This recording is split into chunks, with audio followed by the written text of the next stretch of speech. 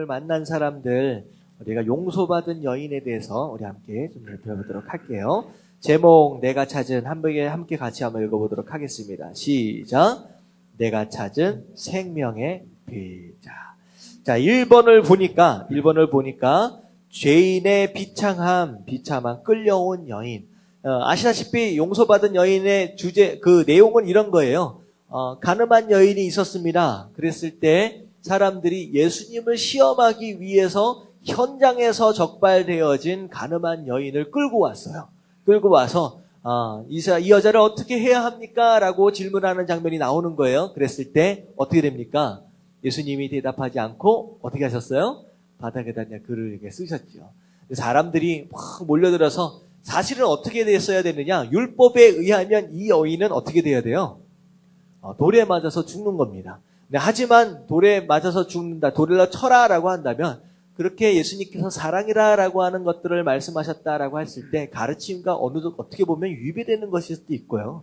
그 당시의 사형 제도는요, 로마 정부에 의해서 허락되어진 사형만 가능해요. 예수님이 돌려 쳐라라고 허락을 해버리면 어떻게 보면 이제 법을 어기는 것이 되기 때문에 예수님에게 곤란한 상황이 벌어지는 거죠. 이런 내용들입니다. 이게 보면 사실은 이제 1번에 보면요, 결국은 현장에서 끌려온 이제 가늠한 여인이 있었다라고 하는 거예요. 자, 밑에 보면 이 사건은 이스라엘 백성이 가장 좋아하는 일주일간의 초막절 다음 날 아침에 일어난 일입니다. 1번을 보니까 바리새인들에게 끌려 예수님 앞에 선 여인은 어떤 사람이었습니까?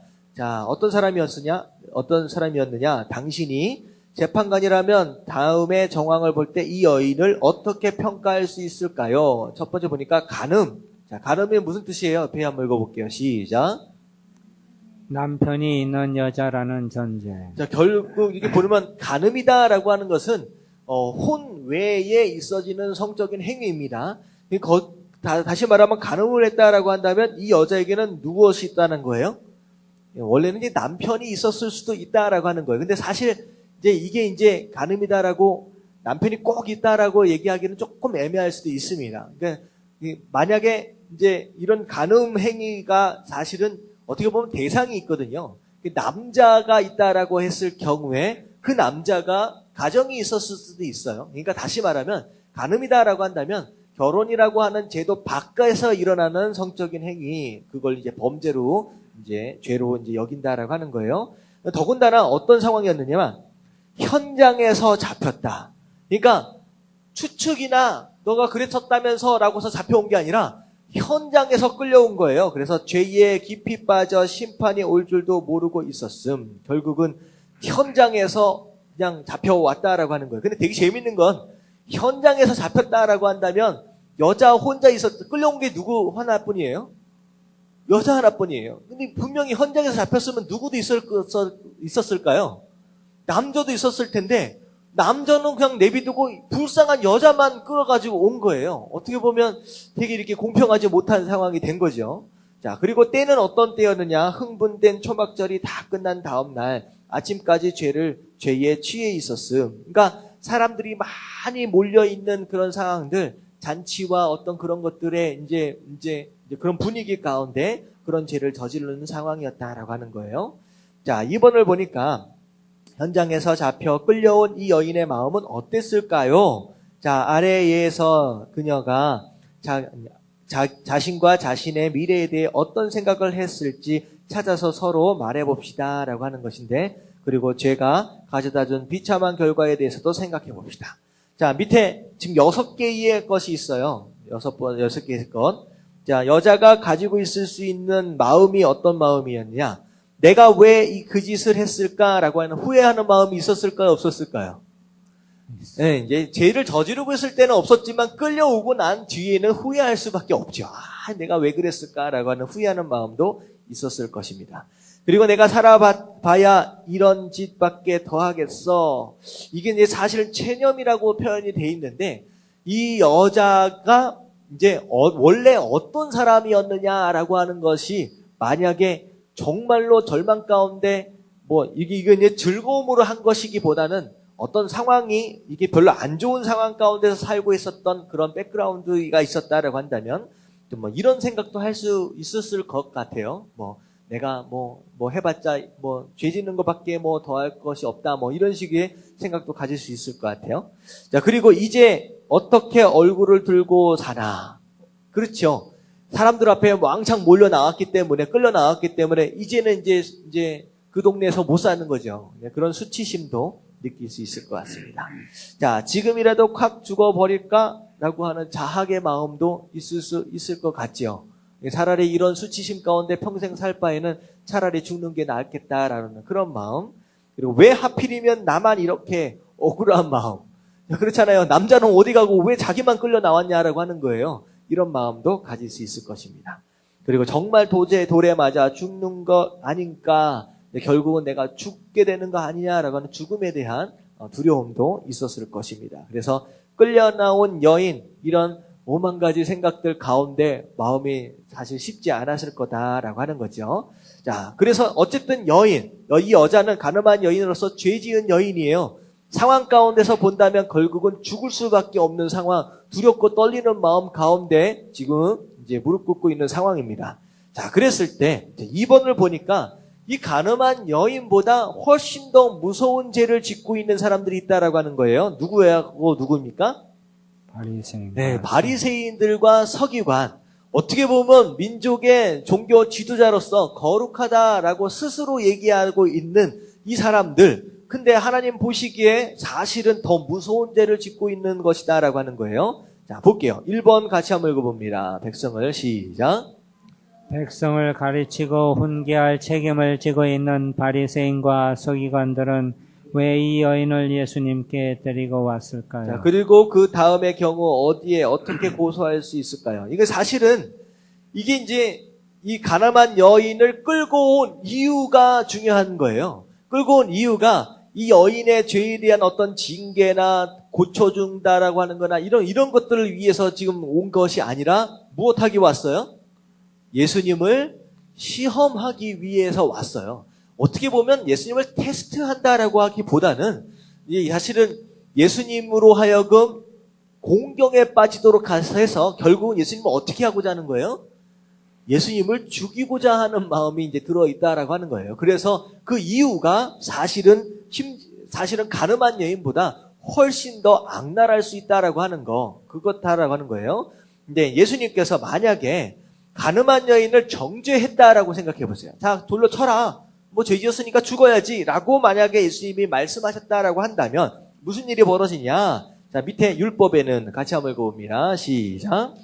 율법에는 가늠한 여인은 돌로 치도록 가르치고 있습니다.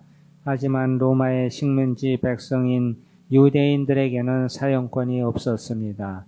그런데 이때는 일종의 출애굽 독립기념 절기인 초막절 다음 날이어서 식민 통치 아래 있던 유대인들에게 어느 때보다 선민 의식과 율법 준수 정신이 고취되어 있을 때입니다.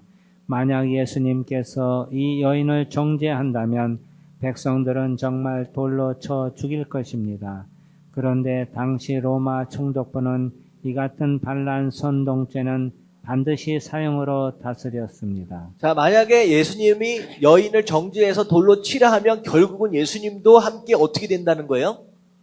로마 법에 의해서 사형을 당할 수 있다라고 하는 거죠. 어떤 상황인지 아시겠죠?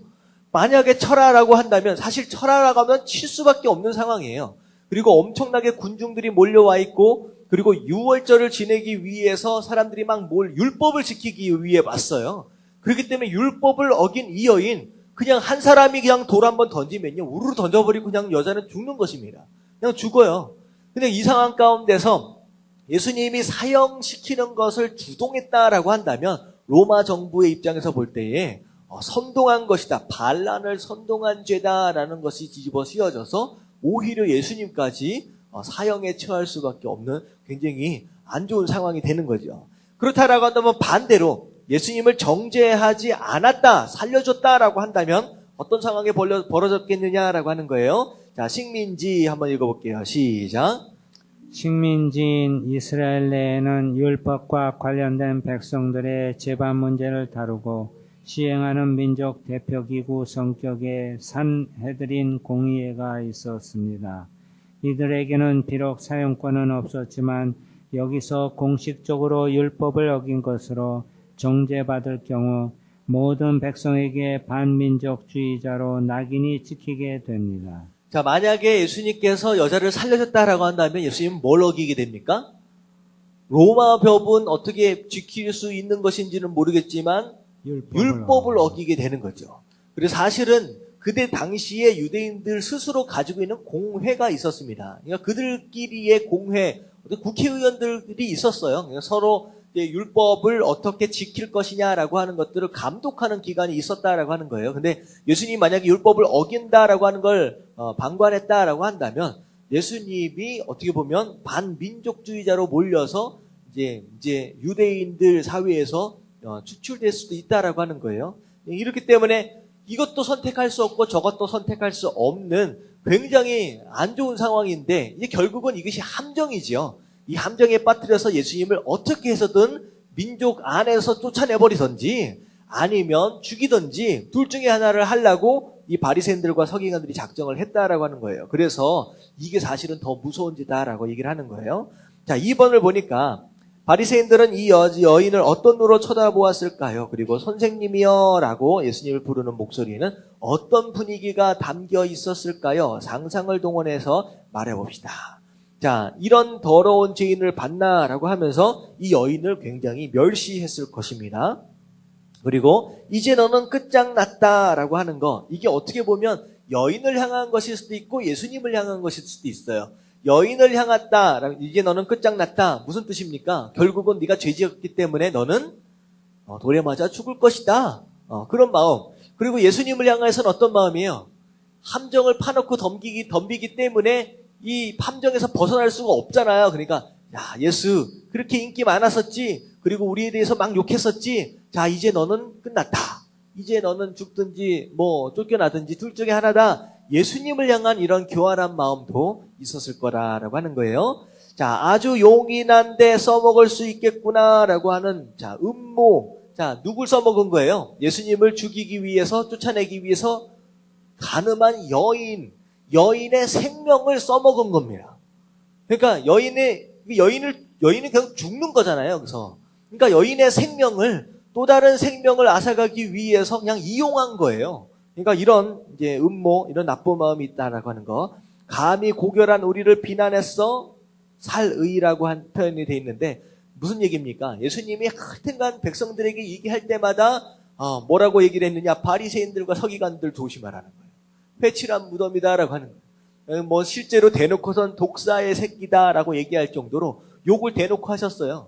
그러니까 워낙에 죄짓고 살면서 마음속 속에서는 썩는 내가 나는데 죄악으로 다 썩는 내가 나는데 아닌 것처럼 하고 사는 그 모습을 보니까 예수님이 더 답답하신 거죠.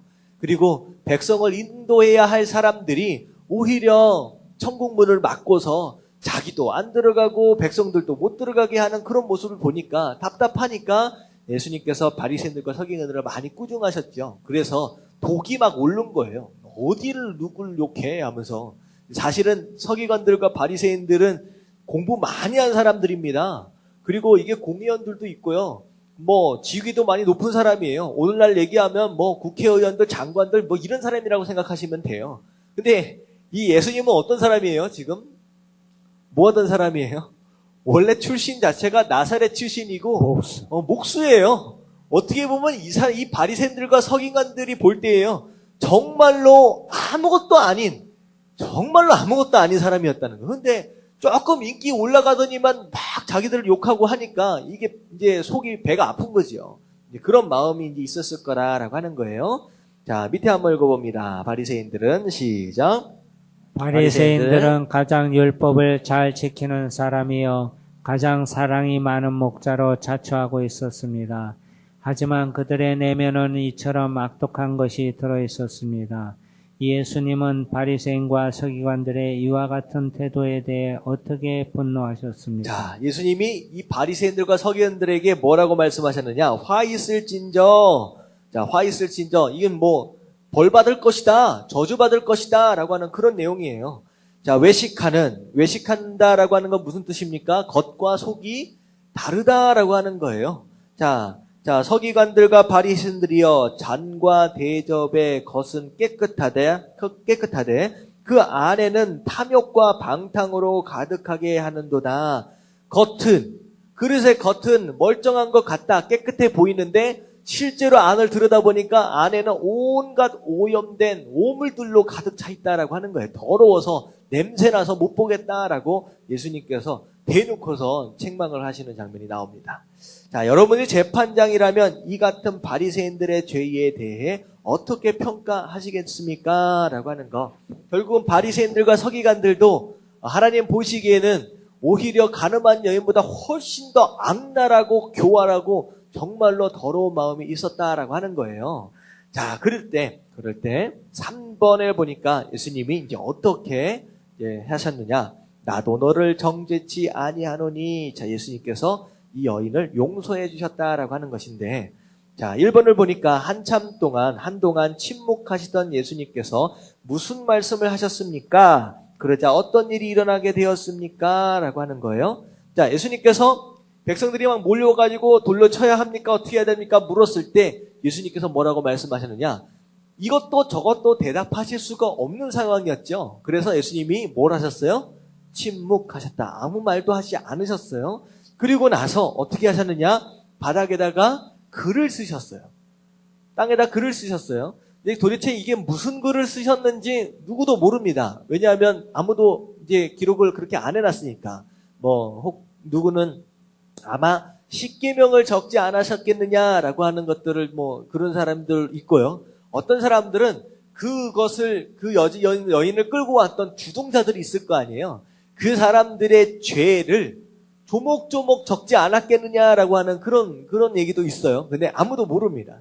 근데 중요한 건 뭐냐면 그 상황에서는요, 사람들이 막 몰려와서 궁중심리 가운데서 막 들썩들썩 거리고 있는 상황이기 때문에 예수님이 뭐라고 얘기하면 잘못하면 큰일 나는 상황입니다. 그렇기 때문에 오히려 상기시켜진 그 분위기를 좀 차분하게 가라앉히시고 예수님이 뭐라고 말씀하시는지에 대해서 좀 집중할 수 있도록 어떤 좀 침묵의 시간, 조용한 시간을 오히려 두시지 않았겠느냐라는 생각이에요.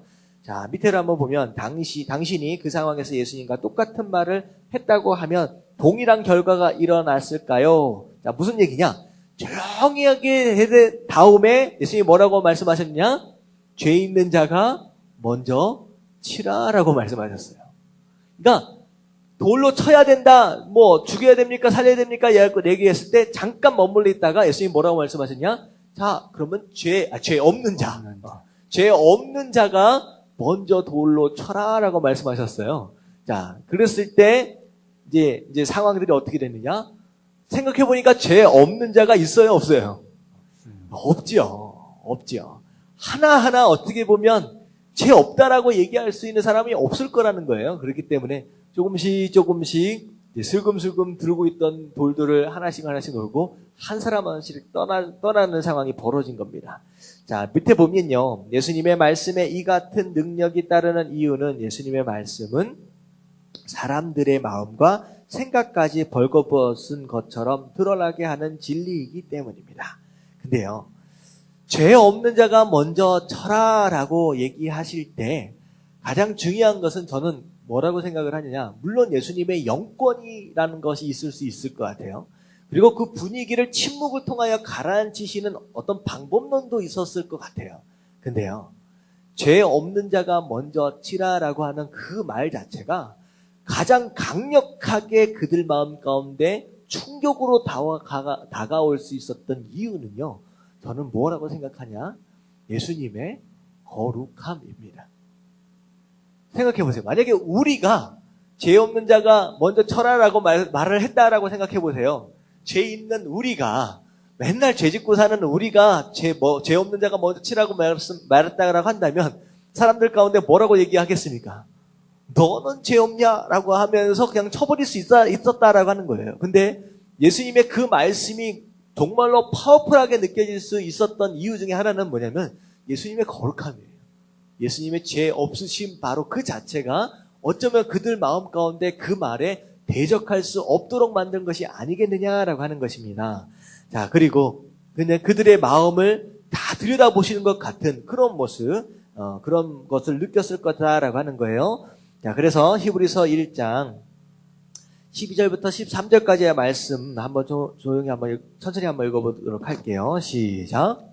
하나님의 말씀은 살아있고 활력이 있어 좌우의 날선 어떤 검보다 예리하여 혼과 영과 및 관절과 골수를 찔러 쪼개기까지 하며 또 마음의 생각과 뜻을 판단하나니 지으신 것이 하나도 그 앞에 나타나지 않음이 없고 우리의 결산을 받으실 이의 눈앞에 만물이 벌거벗은 것 같이 드러나느니라. 자, 하나님의 말씀은 살아있다. 그리고 활력이 있다. 움직인다라고 하는 거예요.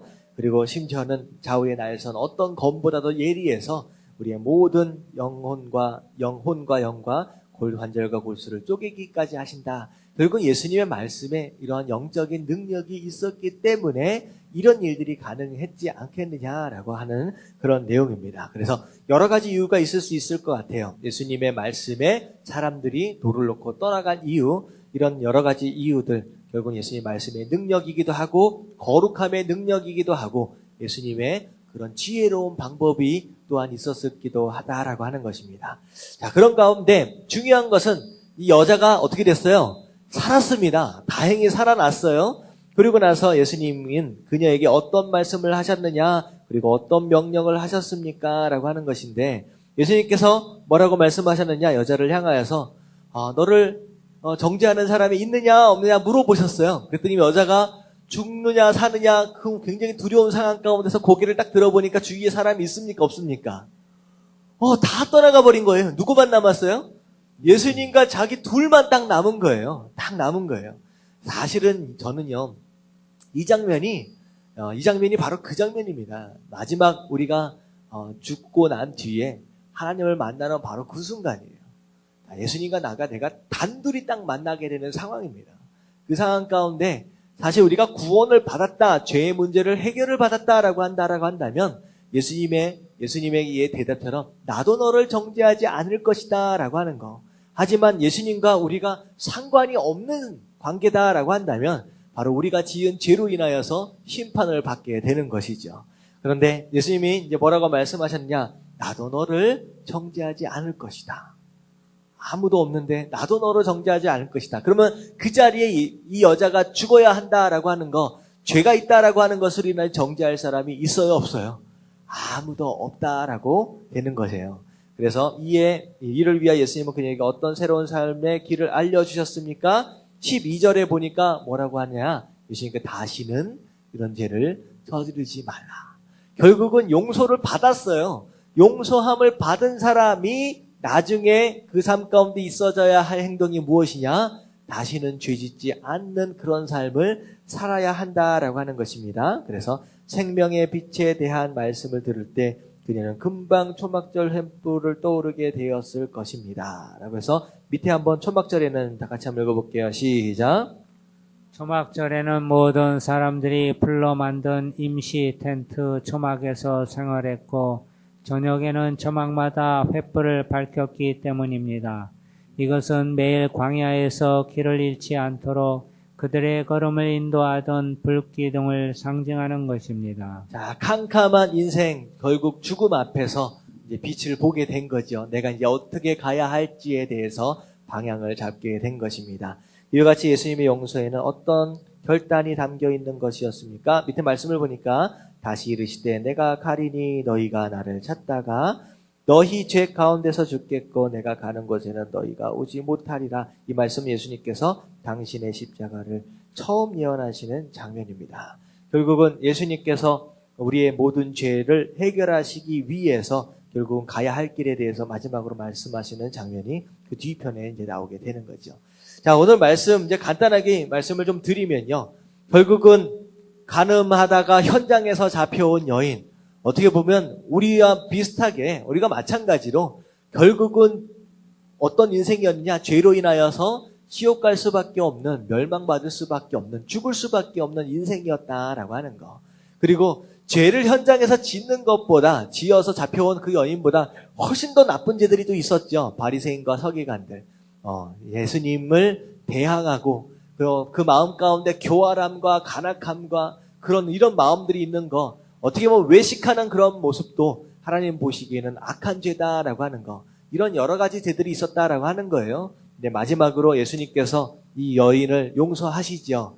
결국은 하나님이 우리의 죄에 대해서 용서하시겠다라고 하는 거. 근데 용서하심과 동시에 예수님께서 이 여인에게 무엇을 요구하셨느냐? 다시는 이런 죄를 저지르지 말라라고 하는 거예요. 사실은 우리가 늘상 있어지는 신앙생활에 이렇게 반복일 것 같습니다. 끊임없이 조금씩 죄를 저지르는 우리의 연약함 가운데서도 하나님은 끊임없이 용서해 주시거든요. 그런 가운데서 하나님 계속 뭐라고 말씀하시냐? 나도 너를 정죄하지 않을 테니 너는 이제 다시 가서는 그런 죄를 저지르지 말라라고 하나님께서 요구하신다라고 하는 거. 그래서 하나님 앞에서 용서받은 죄인으로서 우리가 죄 짓지 않기 위해서 죄와 싸우는 그런 삶을 살아야 한다라고 하는 걸 기억하시면 좋겠습니다. 자, 우리 함께 기도하실 때 우리 아브라함에게 허락하신 또 약속의 말씀, 사실 우리 인생 가운데 허락하신 약속이에요.